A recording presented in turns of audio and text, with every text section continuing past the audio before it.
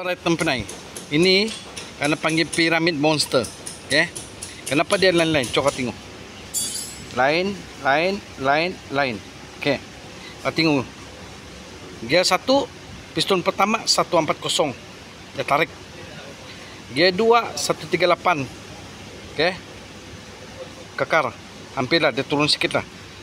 Ini 135. Gear 3. Okay. Gear 4 saya kasih turun lagi. Saya kasih turun lagi 132. Supaya dia tidak hilang tenaga di gear 4. Ini dia.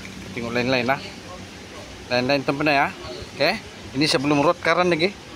Okey. Ini karena panggil Pyramid Monster. BKS Pyramid Monster untuk Saga BBT. Okey, kau tengok saya punya tadi gear 1 RPM 6. Betul kah? RPM 6 dia tukar gear. Kita tengok nanti macam mana. Tengok video pertama dan video kedua. Okey teman-teman.